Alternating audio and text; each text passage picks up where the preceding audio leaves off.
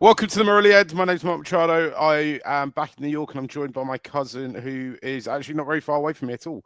In the New York area, at least. Dominic Machado, he is sitting in his car because he could not contain his excitement after Sri Lanka's I'm going to call it heroic victory in the first ODI against Bangladesh. With the Murali End, we're going to discuss everything that happened in that game, and a lot happened. Even though neither side managed to bat their whole 50 overs.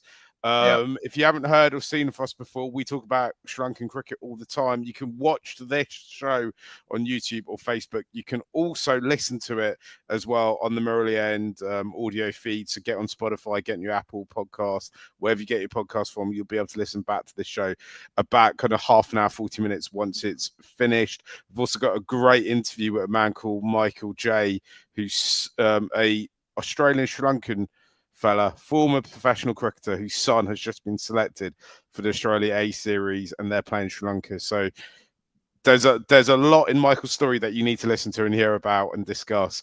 And then we talk about his son as well and how excited he is about his son playing for Australia. Dominic, let's get into the game today, though.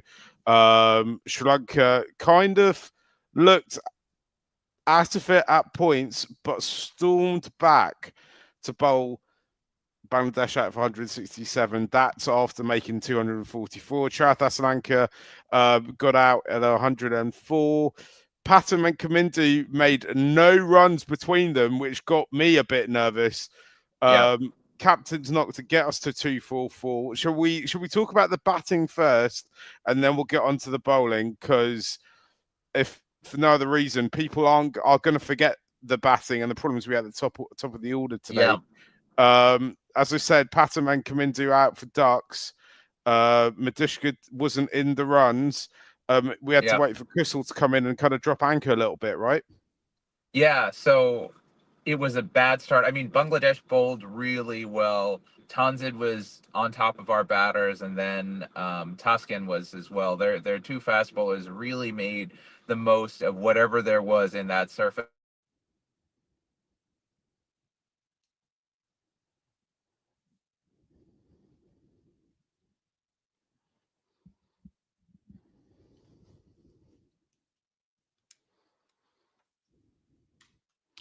I have lost audio. I cannot hear what you're saying, Dom, but I don't know if you've muted yourself or what. Oh, he's gone. So I will just keep talking about it. I lost what Dom was saying there after I'll try and get to my box as well because that'd be helpful for you. If you've got any thoughts or comments of the game, do drop them in the comment section. I'll give you my thoughts on the batting. I thought, as Dom said there, I did think Bangladesh bowled incredibly well to begin with. I wasn't expecting that. I didn't think they had it in them. I was surprised that Patton got the way he got out because it's not what you expect from him at this point. Getting Kamindu out early again, a little bit nervous, a little bit of a worry. I'm trying to so long ago now. I can't even remember which order people got out in. Madushka made 6. It's the very slow start. Suddenly, it looked like Bangladesh were going to pick up wickets quite easy, didn't it? Kusal Mendes 45 was great value for that. I thought from 43, he kind of started the kind of renaissance, the return to it all. Then Asalanka 106. He was supported by once Kusal got out, supported by Lianage, Milan, and Wani. I think I want to spend a little bit of time talking about Wani's batting. We'll obviously talk about his bowling, which was absolutely superb. With his batting, Hey, Mark. Hey, Dom, Back. sorry, you're back. I'll try and move you so that you fill up the box as well. But sorry, Dom, I was just talking about the way Wani got out. It felt a bit same old, right? Yeah, it looked really good. I think the ODI format honestly suits him best because I think when he gets into T20 mode, he gets into I need to slug every single ball for 4 or for 6, and he's able to play himself in. And I thought he did a good job. Yes, same old getting out the way he did. The issue I had is, and it's hard to blame the man who got 100 and really played the match winning innings there. right? But I thought uh, Charith was he didn't look his best when he was batting with the ball. I thought he batted well throughout the rest of the innings, but there was one point towards the end of the innings where I think they went 30 or 40 balls without a boundary, where they just couldn't find the boundary. They were taking singles, and there were a couple times where those singles looked a little, like they could have run two, and Charles could have stayed on strike. But maybe that's just not having played international cricket for a while. You're kind of out of rhythm with those things. So I thought I was happy with Lunny. I would have said, and you tell me if you disagree, Mark. I think he should have come in front of Milan Ratnayaka. Yeah, I was kind of surprised by that. So you talked about the boundary thing, because I know they were bringing that up in commentary, but I kind Yeah, of felt actually once Milan came in, it was a case of Charles just had to kind of manage yeah, making sure he was around for as long as possible. The minute he kind right. of opened up, the first ball he opened up on with what in the 48.3 overs in, That's when he got out, right? Yeah, that's when he got out. Yeah, so I think he was in a tough, in a bit of a bind with it. So I'm not that worried about it. I kind of yeah. thought 230 would be a competitive score on that pitch, and I kind of thought if you got to 250, it was going to be very difficult for Bangladesh. They needed two or three players to really contribute to get to that score. But I you know can't. what's interesting? So Yeah. so just one more thing about the batting before we get to kind of the crazy bit. Um, I think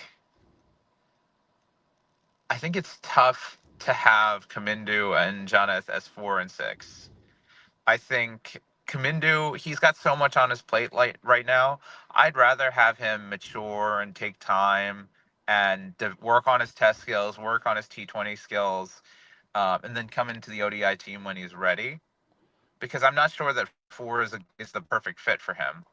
Oh, so now we've lost Mark. No. I'm here. I'm trying to. You're here. You're Sorry. here. If you're watching this, I'm trying to get Dominic's to fill the Fill the screen. There's screen. fill the screen, and so that there isn't this the slight black The box on black the side. slice of death. Yeah. Yeah.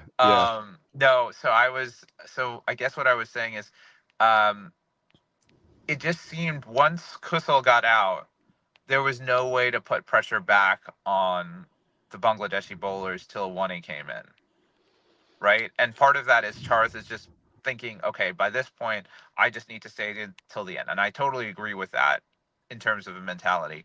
But we need the 6 and the 7 to be able to push a little bit more. And then I guess I would ask, it worked out in the end, but if the pitch was going to turn out like this and they had any anticipation of it, wouldn't you think that this is a game where Duneth Alagay should play? Look, I was very surprised Malala didn't play, right? Yeah. Because he's a proven match winner.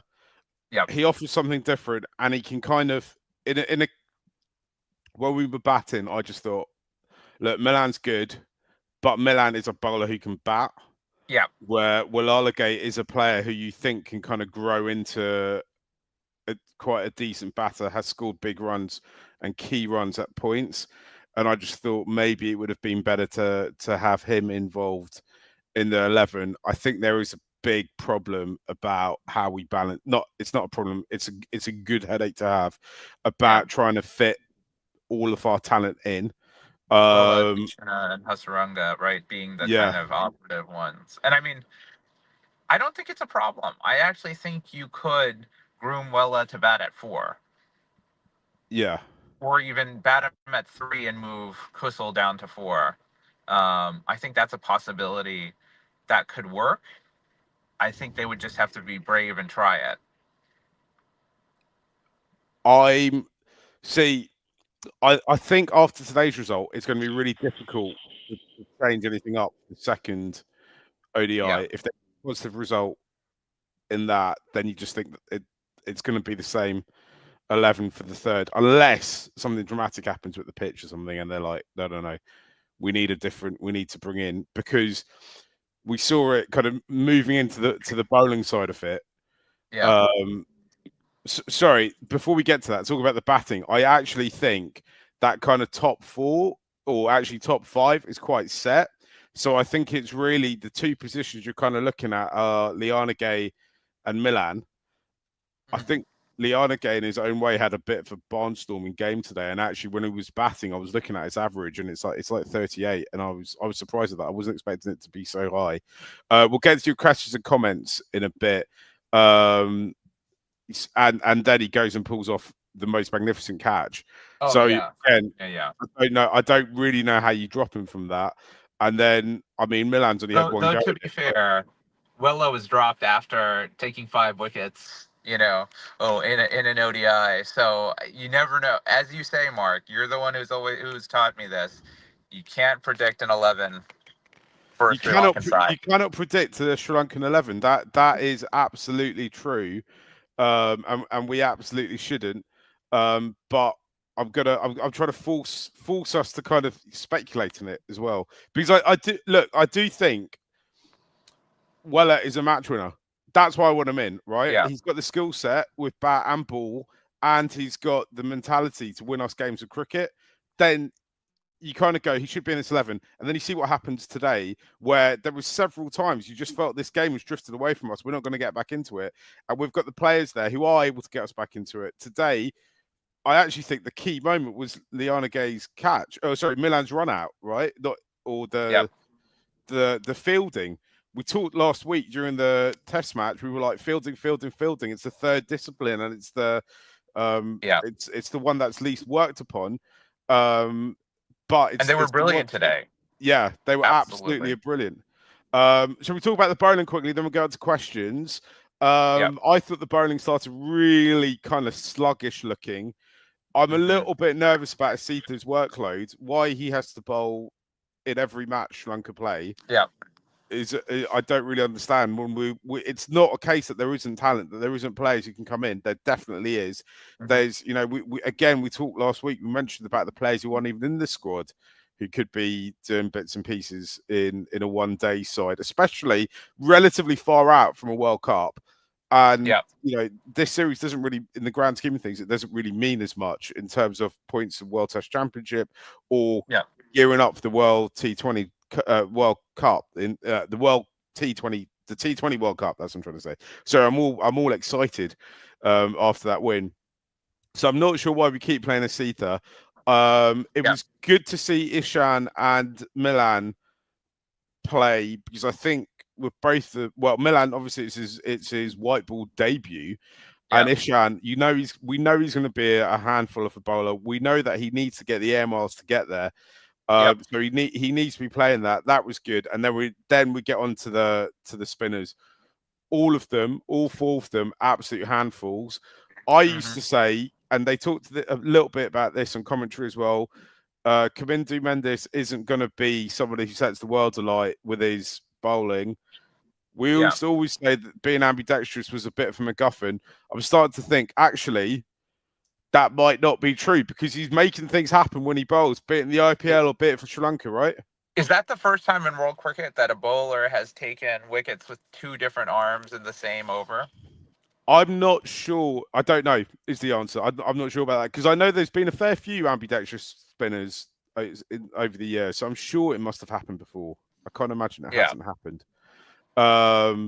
But yeah, he's again, we've identified him as a match winner, and you're like, right, he's had a bad day with the bat today, but he still gets himself involved with the ball, doesn't he?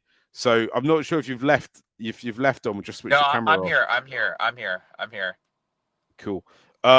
So I thought Kamindu was great today with the ball, made things happen. And so was Wani. I thought Teeks was all right. It was fine. It was good. And Charith is really starting to back himself as a bowler, right? Yeah, he brought himself on in the 9th over. And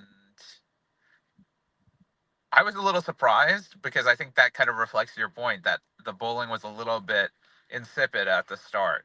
Especially when we saw, in comparison to what Bangladesh did with the ball in those first 15 overs.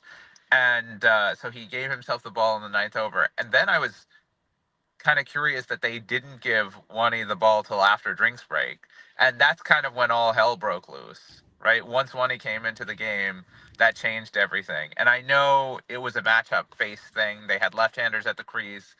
Wani is not particularly great against left-handers, but sometimes you just got to back your best bowler. Um, what did you make of the pitch, Mark? Because we'd been promised high-scoring, pace-friendly pitches, and one would assume the reason for bringing Milan Ratnaika in is because you expected some level of pace-friendly pitch. Was this miscalculation? Was this like again a sort of super secret ploy to trip up Bangladesh? I don't know. I kind of think that the fact that we won the toss and batted first, right? So Yep. I think at that point they've figured out that this is definitely a pitch you want to bowl second on, right? Yep. So whether I don't know if the pitch behaved differently to what they were expecting in terms of from yesterday to today, but I Yep. think definitely once they gotten on it, they'd figured it out a little bit.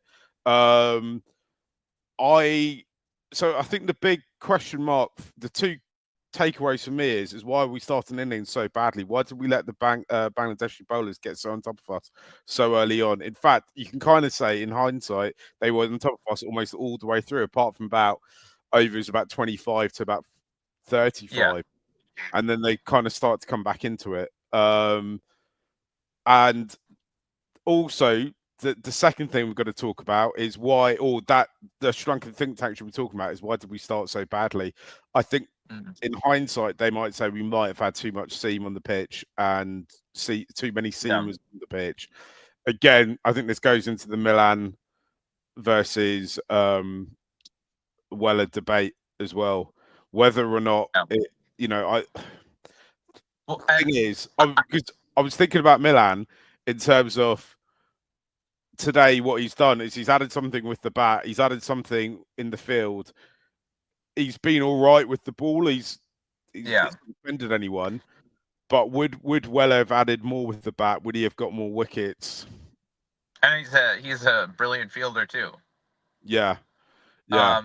The other thing that's interesting too is I I'm curious just to bring it back to us at the why not bring in Dilshan Madhushanka, especially if you think it's a seamer's pitch, right? That left arm angle. Maybe again they're thinking matchups and they wanted to go with a right hand heavy bowling lineup to trouble the lefties, but I don't know. I don't know if that was what was in their thought process. Let's see what the team was like for next time round. Dom, should we Yeah, go through the questions and wrap it up? let's do it. Because Yeah, we're 1/3 of the way through this series. So there's a lot more cricket left to play. Jason said there was a lack of feet movement when trying to play shots. I think that's definitely true. absolutely. Yeah, I, yeah, I wonder if it was that they just weren't expecting them to bowl as well as they did. yeah. I But don't it's really also strange because I feel like the Bangladeshi seamers always show up against us. Toscan loves playing against us. yeah, if you go to Patton's dismissal, Yeah, that's the softest he's got out in a long time. I can't remember the last time he got out in such a soft manner. yeah, One he kind of does the same thing against Taskin.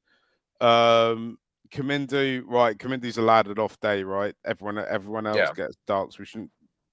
It's unfair. Our expectations on him are unfair. So yeah, I think they'll go away and have a little think about it.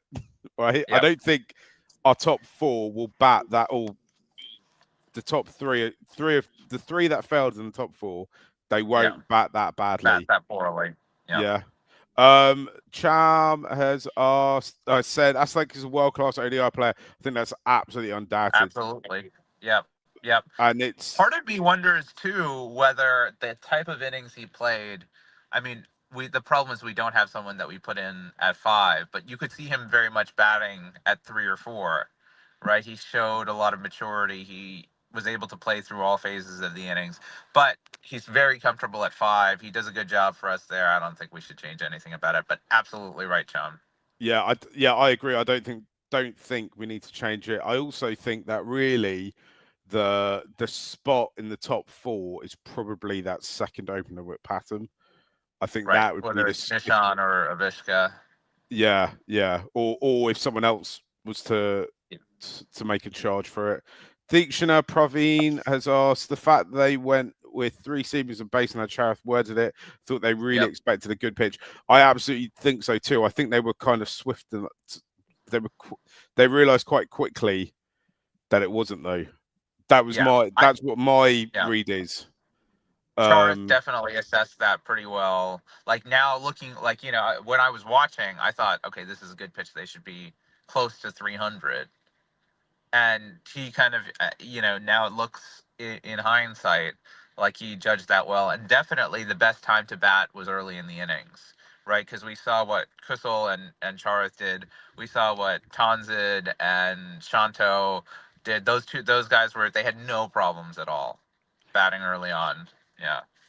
Yeah, and also I think what's happening is as this team is maturing a little bit, I think we can trust them a little bit more to kind of bat towards the pitch a little bit. Where you go back to the kind of last T20, last World Cup in 2023, and almost everyone who's still around has played a lot more cricket since then, and they were giving their wickets away too easily, regardless of what the pitch was doing.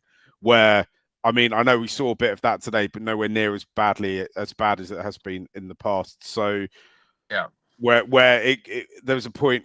Basically, what I'm trying to say is a few years ago where kind of it almost like it didn't depend on what the pitch was like, because 2 or 3 or 4 players are going to give their wickets away quite easily. Sharmuth has written, Janeth is a good hitter of the ball. He shouldn't have gone for that shot. I don't think, other than the first few overs, Band bowled really well.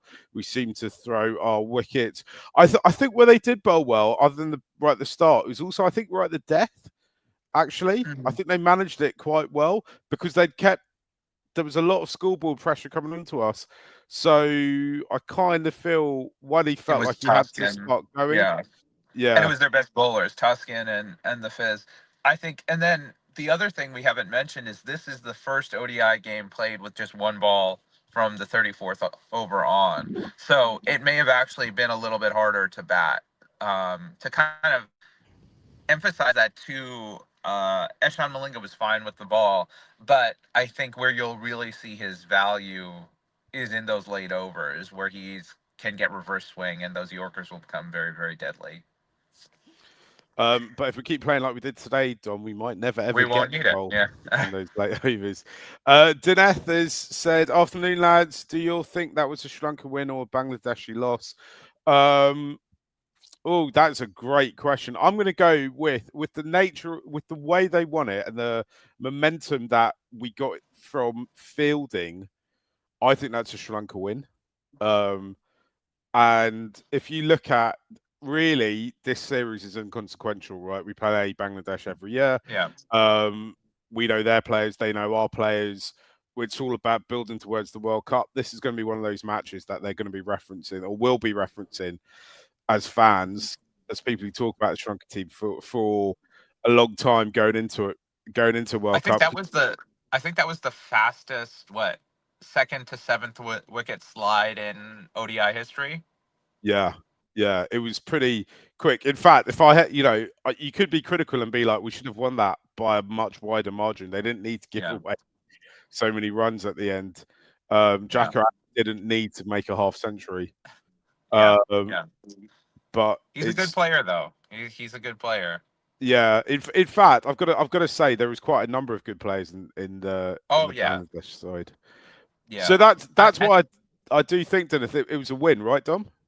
See, I was going to say the opposite. I thought, if you look at that match, how many phases did we win? We won maybe 10 overs in the batting, and then we won 10 overs in the bowling, out of the 80 that were played. So, see, I think. So I think the thing is that bits we did win, we absolutely battered them in. They were knockout blows. Yeah. We were looking for knockouts. We weren't looking to win it slow, as it were. Match winning, right? Yeah. Match. To win a 1-day game, you need to get 10 wickets, right? And we did Yep. that in quite sparkling, dramatic fashions. And they came, Yep. apart from timing out a Bangladeshi player, they came in kind of every other way They should possible. have done that as a tribute to Angelo. Oh, Angelo's not retired from white ball cricket yet, so we can't He's not tribute him. retired. Yeah, they're waiting for his return.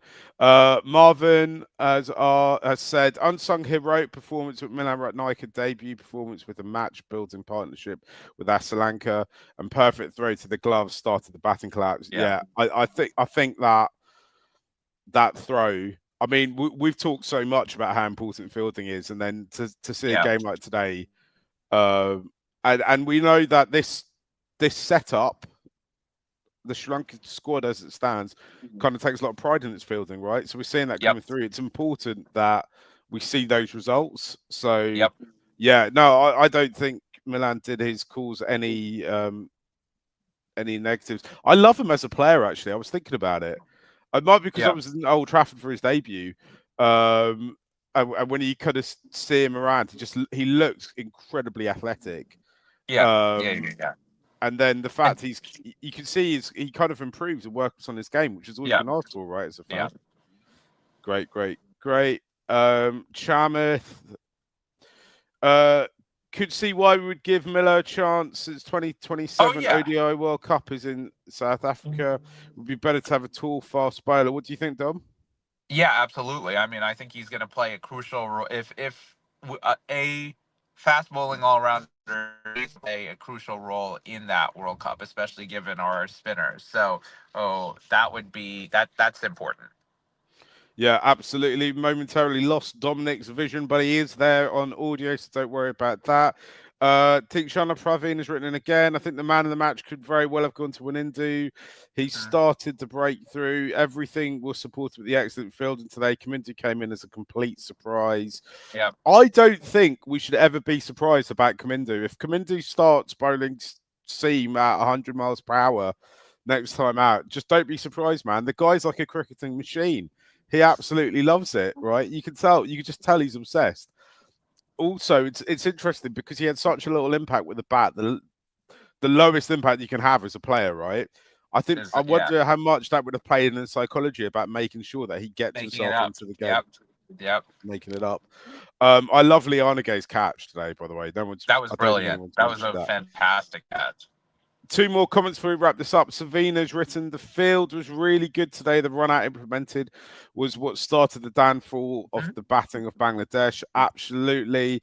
And then he's left it on. Dilshan Madhushankar should get more chances instead of Fasita. He really needs a rest after workload and test matches. 100% agree with this. We're big fans of Fasita and Dilshan Madhushankar. We're also big fans. We are the biggest fans in some ways of Sri Lankan cricket. If you've not followed us already, hit that follow button, hit the subscribe button. Remember, you can listen to this podcast in audio as well. Dom, going into the second ODI on Saturday, what would you like to see, if anything, in terms of changes? I mean, I think it depends on the pitch. If the pitch is what it was today, you got to bring in Will Alagay because he's just another option.